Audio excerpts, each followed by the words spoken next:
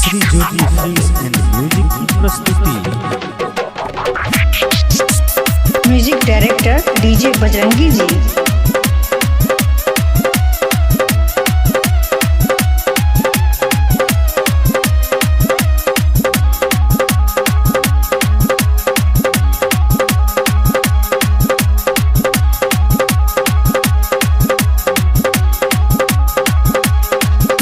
ये बाबा दर्शन ला काटी अहुरिया से वाला ठार देख पूरा कमरिया।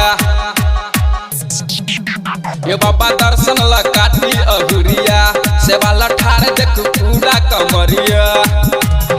त हमर बिगड़ल भाग सवारने बम बम बोले आई भार परल चाहिए द्वार पे आबुने आई भार परल चाहिए द्वार पे आबुने।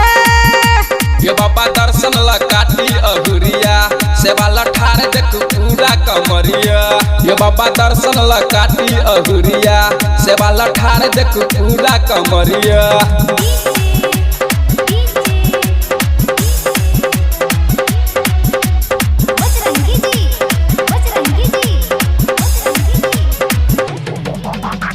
Shri Jyoti films and music की प्रस्तुति।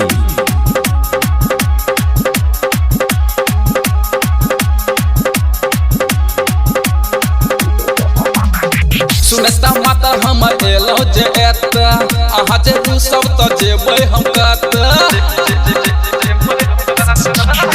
सुनता माता हम एलो जे एत अहाँ जे तू सब तो जेबै हम कत। त हमर बिगड़ल भाग सवारने बम बम बोले आई भार परल चाहिए द्वार पे आबुने आई भार परल चाहिए द्वार पे आबुने।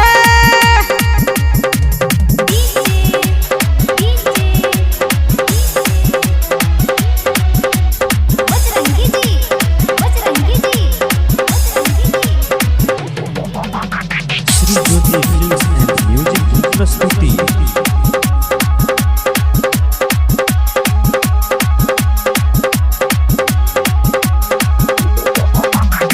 बढ़ल जट्टा से बहैया गंगा आसन पर पैसा अहाँ लागे चिनंगा।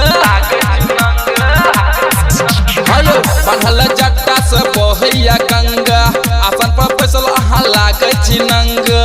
अपन नजर से हमरा कन ताकुने बम बम बोले आई भार परल चाहिए द्वार पे आबुने आई भार परल चाहिए द्वार पे आबुने।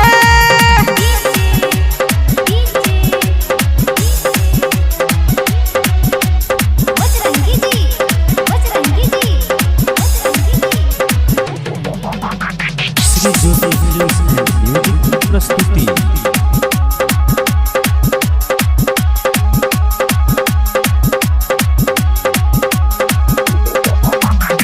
रूप लागैया बाबा अहाँ के भारी कतल लिखैया गाबै प्रदीप बिहारी। हेलो रूप लागैया बाबा अहाँ के भारी लिखैया कंचन गाबै प्रदीप बिहारी। तनी मन के असर पूरा गुने बम बम बोले आई भार परल चाहिए द्वार पे आबुने आई भार परल चाहिए द्वार पे आबुने। Shri Jyoti films and music.